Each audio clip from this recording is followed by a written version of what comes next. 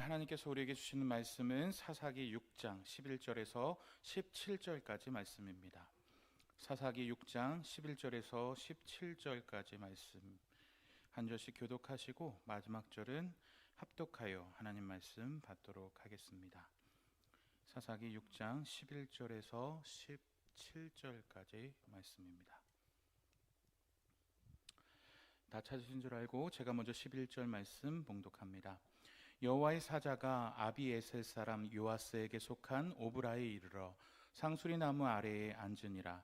마침 요아스의 아들 기드온이 미드안 사람에게 알리지 아니하려 하여 밀을 포도주 틀에서 타작하더니 여호와의 사자가 기드온에게 나타나 이르되 큰 용사여 여호와께서 너와 함께 계시도다 하매 기드온이 그에게 대답하되 오 나의 주여 여호와께서 우리와 함께 계시면 어찌하여 이 모든 일이 우리에게 일어났나이까.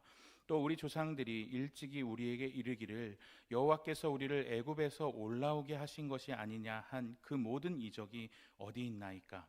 이제 여호와께서 우리를 버리사 미디안의 손에 우리를 넘겨주셨나이다 하니 여호와께서 그를 향하여 이르시되 너는 가서 이 너의 힘으로 이스라엘을 미디안의 손에서 구원하라.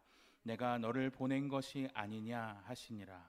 그러나 기드온이 그에게 대답하되 오 주여 내가 무엇으로 이스라엘을 구원하리이까. 보소서 나의 집은 므낫세 중에 극히 약하고 나는 내 아버지 집에서 가장 작은 자니이다 하니 여호와께서 그에게 이르시되 내가 반드시 너와 함께 하리니 내가 미디안 사람 치기를 한 사람을 치듯 하리라 하시니라. 함께 읽겠습니다. 기드온이 그에게 대답하되 만일 내가 주께 은혜를 얻었사오면 나와 말씀하신 이가 주 되시는 표징을 내게 보이소서. 아멘. 오늘 함께 나눌 말씀의 제목을 기드온을 기드온 되게 만드시는 여호와라는 제목으로 정해 보았습니다. 우리 지난 계속해서 사사기의 말씀 또 기도의 용사들에 대해서 배우고 있는데 오늘의 주인공은 기드온이라는 사람에 대해서 배워보려고 합니다. 앞에서 여러 번 우리 목사님 전우사님들을 통해서 사사기의 말씀을 강론하여 드렸듯이 사사기에는 끊임없는 죄의 순환의 사이클이 등장합니다. 죄를 짓고 그것에 의해서 이방인들이 공격해 오고 회개하고 하나님께서 사사를 보내어 해방시키시고 평안을 누리다가 또 다시 우상을 숭배하는 이 죄의 사이클이 무려 7번이나 반복됩니다. 오늘 본문인 사사기 6장쯤 되어 보니 이 반복이 서서히 익숙해지기 시작합니다. 무려 4번째 반복이기 때문입니다. 우상을 숭배하여 하나님을 떠난 이스라엘 백성을 돌아오게 하기 위해서 하나님은 이번에 미디안을 드셨습니다. 미디안의 손에 7년 동안 경제적 수탈을 당하게 만드십니다. 미디안은 아라비아 사막 북서쪽에 사는 유목민이었습니다. 이들은 광야나 사막에서 활동을 하다가 먹을 것이 떨어지면 우르르 몰려와서 먹을 것을 싹 쓸어져 가는 기동성이 강한 유목민들이었습니다. 그래서 그들은 이스라엘의 시시때때로 쳐들어와서 곡식을 약탈했고 그들이 먹을 것을 남겨두지 않았습니다. 그래서 우리가 함께 읽은 본문은 아니지만 그 앞절을 한번 읽어보시면 이스라엘은 이 미디안을 피하기 위해서 웅덩이와 굴을 파고 그들이 공격해 올 수 없도록 산성을 만드는 장면이 나옵니다. 그런데 이 미디안은 마치 메뚜기 떼와 같아서 그들이 곡식을 추수하기만 하면 야 이스라엘이 추수한단다 라는 소문이 어디서 그렇게 났는지 뭐 스파이가 있는지 몰라도 그렇게 군사를 이끌고 와서 먹을 것을 싹 쓸어갑니다. 그런데 그냥 곡식만 쓸어갈 뿐 아니라 양과 소와 나귀까지, 그러니까 농사할 때 쓸 수 있는 가축까지, 오늘날로 따지자면 농기계까지 싹 다 쓰러져 가는 것입니다. 그뿐 아니라 농사를 짓기 위해서 가장 필요한 이 종자들이 있을 거 아닙니까? 이 종자까지 싹 쓰러져 가는 것입니다. 그러니까 모든 것을 다 빼앗긴 이스라엘의 궁핍함은 날이 갈수록 심해집니다. 6절과 7절 말씀을 보면 이런 말씀이 이어집니다. 이스라엘이 미디안으로 말미암아 궁핍함이 심한지라 이에 이스라엘 자손이 여호와께 부르짖었더라. 이스라엘 자손이 미디안으로 말미암아 여호와께 부르짖었으므로. 궁핍함이 심했다. 여호와께 부르짖었다. 여호와께 부르짖었다.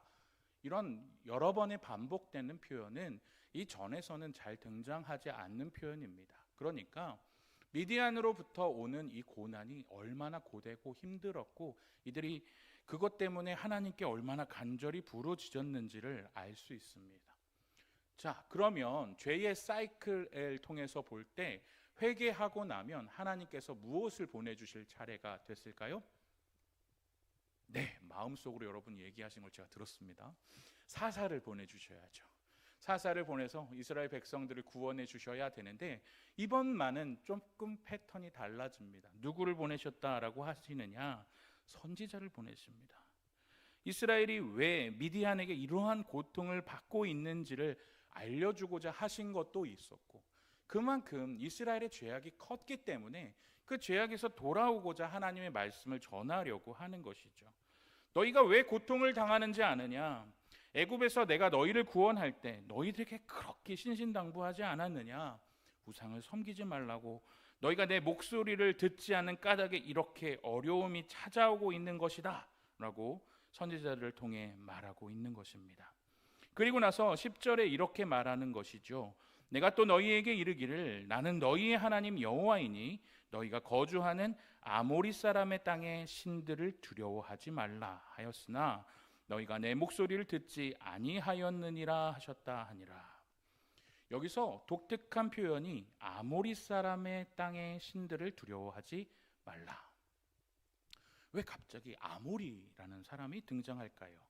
성경에서 보면 아모리 사람은 종종 가나안 사람과 동일하게 사용되는 말로 사용했습니다. 그래서 이 아모리 사람은 가나안 사람이라고 바꾸면 될 것 같습니다.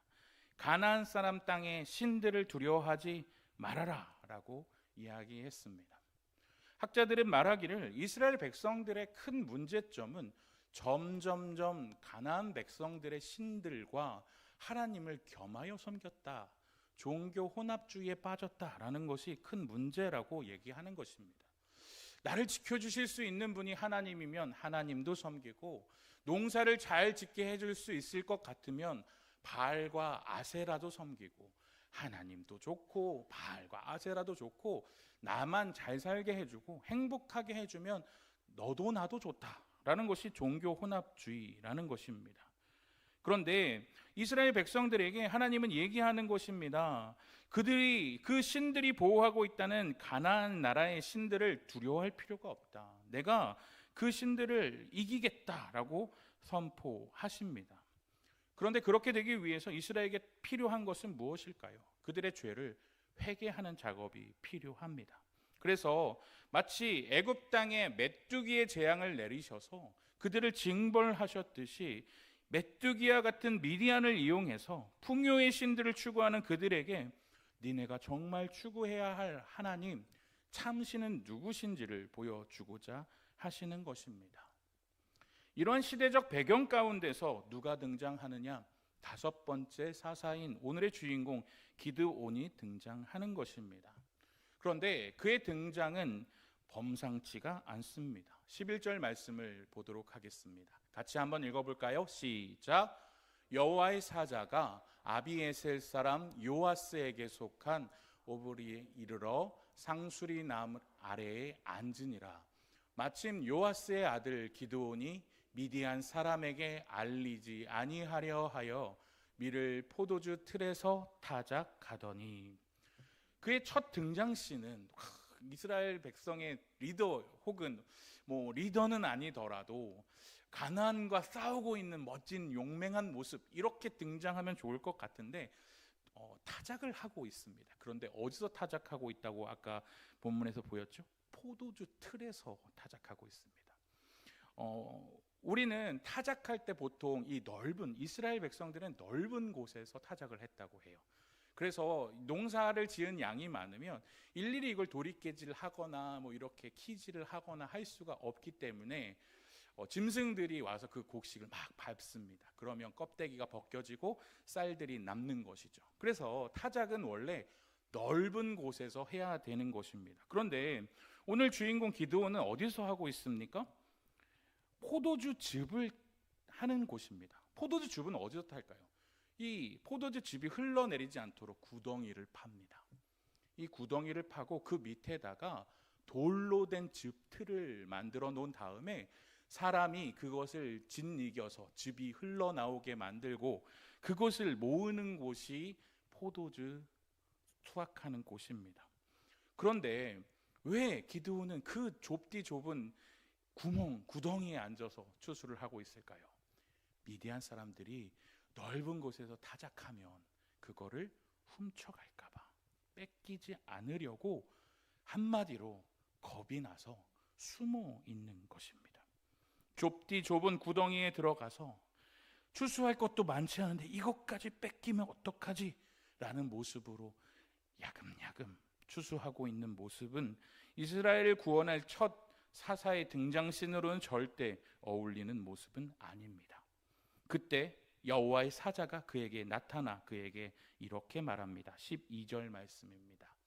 여호와의 사자가 기드온에게 나타나 이르되 큰 용사여 여호와께서 너와 함께 계시도다.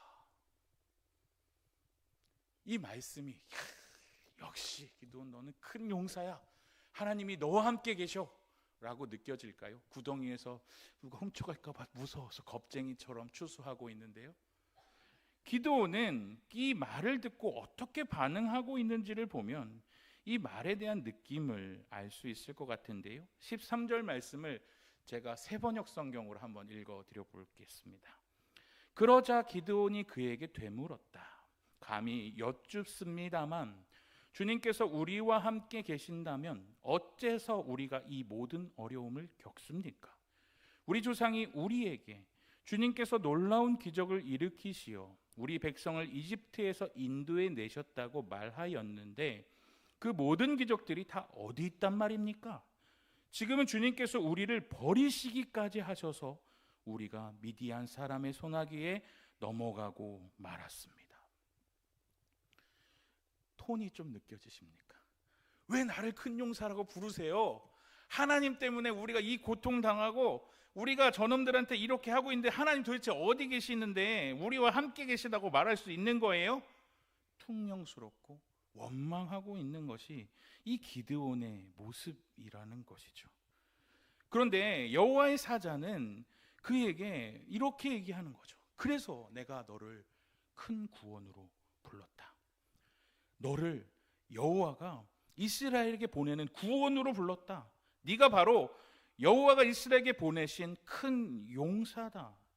이 시대에 이스라엘 백성을 구원하기 위해 너를 지도자로 선택했다 말하는 것입니다. 기드온의 이야기를 잘 보고 있으면 정확하게 모세가 떠오르지 않습니까? 아우 저는 못해요 하나님.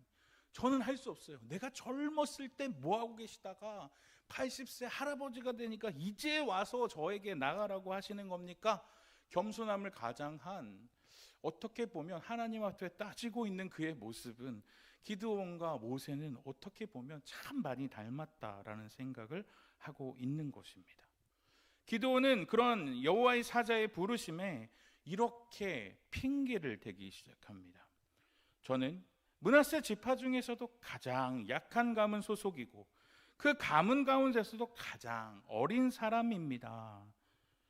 오늘 본문에서 같이 읽지는 않았지만 그의 아버지는 어떤 사람이었냐면 우상을 숭배하는 사람이었습니다. 오늘날처럼 인사청문회가 있다면 기드온 씨 집에 그 바알 제단 있던데 그거 누구 거예요? 그거 가지고 뭐 했어요? 아세라 목상도 있네. 이 사람 이거 안 되겠구만. 결격 사유가 너무 많은 낙마하기 딱 좋은 사람이 바로 기드온이라는 것이에요.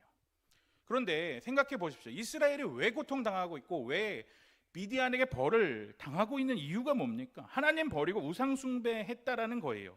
그런데 그의 아버지의 집에는 뭐가 있냐면 바알의 제단이 있고 아세라 상이 있었다라는 겁니다. 그러니까 단순히 우상을 하나님과 함께 같이 섬기는 그러한 수동적인 우상 숭배자가 아니라 그의 집에서 제단도 쌓고 바알에게 제사를 지내고 신상을 갖다 놓고 예배를 드리는 제사장적 역할을 하고 있는 게 그의 아버지와 그의 집안이었다라는 것입니다. 그러니까 한마디로 우상을 섬기는 우리 집안이 또 미디안을 두려워하여 이렇게 쫄고 있는 제가 용사가 되고 지도자가 돼서 어떻게 이스라엘을 구원할 수 있겠습니까? 라고 말하는 것입니다.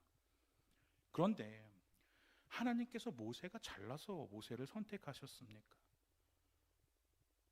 마찬가지로 기드온이 포도주틀 구멍에서 미디안의 눈길을 피해서 몰래 타작하고 연약하는 자에서 300명의 용사와 함께 칼 하나 쓰지 않고 미디안을 토벌하는 사사가 된 것은 그가 잘나서였겠습니까? 하나님이 그를 부르셨고 그를 사용하셨기 때문 아닙니까? 그가 잘나서가 아니라 그가 지도자로서 자격을 갖추었기 때문에 기드온이 된 것이 아니었다라는 것입니다. 그렇게 하나님 앞에 불편한 마음을 쏟아내고 있는 그에게 하나님은 이렇게 약속하십니다. 16절 말씀인데요, 함께 읽어보겠습니다. 시작. 여호와께서 그에게 이르시되 내가 반드시 너와 함께 하리니 내가 미디안 사람 치기를 한 사람을 치듯 하리라 하시니라. 어디서 많이 본 말씀 아닙니까? 출애굽기 3장 11절을 보면 하나님의 부르심 앞에서 모세가 두려워하면서 묻습니다. 이렇게 묻죠. 모세가 하나님께 아뢰되 내가 누구이기에 바로에게 가며 이스라엘 자손을 애굽에서 인도하여내리이까. 이때 12절에서 하나님이 이르시되 내가 반드시 너와 함께 있으리라. 모세에게 있었던 그 약속을 기드온에게도 똑같이 해주면서 이렇게 얘기하는 것이죠. 내가 너와 함께 있겠다. 사실 모세에게 가지고 있었던 건 무엇이었습니까? 뭐 대단한 군대를 가지고 있었나요? 뭐 대단한 신무기를 가지고 있어서 이스라엘을 출애굽시킬 수 있었습니까? 아니었습니다. 그에게 유일한 무기는 하나님이 함께 하시겠다는 약속밖에 없었습니다. 그런데 그 약속 하나만 믿고 이스라엘을 이끄는 위대한 지도자로 모세로 나아갈 수 있었고, 하나님이 함께 하겠다고 약속하셨던 그 약속 하나 믿고 칼을 빼어든 군대 장관이 되어 여호수아는 가나안 땅을 정복할 수 있었다라는 것입니다. 하나님이 함께 하시면, 내가 너와 함께 한다면 네가 불가능한 것이 없다라고 약속해 주시는 거죠. 그런데 기드온은 이 사실을, 하나님이 함께 하겠다는 그 놀라운 약속을 전혀 실감하지 못합니다. 우리는 흔히 내가 준비되고 하나님께서 사용하실 만한 사람이 되어야 하나님께서 나를 사용하실 수 있다라고 착각합니다. 그런데 하나님, 제가 준비되어 있습니다. 저를 사용하셔도 됩니다. 이렇게 당당하게 말할 수 있는 사람은 몇 명이나 되겠습니까? 수많은 하자의 결격 사유에도 하나님은 모세를 선택하여 사용하셨습니다. 마찬가지로 오늘 본문에서 기드온은 수많은 결격 사유와 그의 용기 없는 성격과 부정적인 가문의 배경 가운데서도 하나님은 그를 큰 용사요 구원의 사사로 만들어 가겠다 약속하신다라는 것이죠. 그렇다면 기드온처럼 하나님께 사용되기 위해서는 하나님의 부르심 앞에서 우리는 어떻게 반응해야 할까요? 우리는 즉시 우리 삶에 있는 바알을 제거해야 합니다. 25절 말씀을 보면 그날 밤에 여호와께서 기드온에게 이르시되 내 아버지에게 있는 수소 곧 7년 된 둘째 수소를 끌어오고 내 아버지에게 있는 바알의 제단을 헐며 그 곁에 아세라 상을 찍고 또 이 산성 꼭대기에 내 하나님 여호와를 위하여 규례대로 한 제단을 쌓고 그 둘째 수소를 잡아 내가 찍은 아세라 나무로 번제를 드릴지니라 하시니라. 하나님께서 요구하시는 것은 무엇입니까? 네 아버지가 너의 집안의 생계를 유지하는 그 바알 신상 헐어버려라. 너희 집에 있는 아세라 목상 찍어서 불태워서 너희 집안의 그 귀한 수소로 하나님 앞에 제사를 지내라. 하나님의 명령이 이르렀을 때 기드온은 어떻게 반응합니까? 그날 밤에 하나님의 말씀이 임하였을 때 그날 밤에 바로 즉각적으로 순종하는 믿음이 있었다라는 것입니다. 그렇게 행하였을 때 기드온에겐 두려움이 있었을 것입니다. 아버지가 화를 내시면 어떡하지? 아니, 우리 동네 사람들이 나를 공격해 오면 어떡하지? 하지만 그러한 것들을 두려워하지 않고 그는 바알의 제단을 허물어 버리고 아세라 목상을 찍어 버리는 결단을 하고 있는 것입니다. 다음 날이 되었습니다. 오브라 사람들이 보니 바알의 신상은 헐어져 있고 아세라 신상은 불에 찍혀서 불에 타 하나님께 드려진 것을 보았습니다. 오브라 사람들은 분노합니다. 얼마 남지 않은 삶의 터전이 바알과 아세라의 저주로 인해서 모두 없어질 것이다 라는 두려움에 빠진 것이죠. 그때 그의 아버지 요아스는 이렇게 이야기합니다.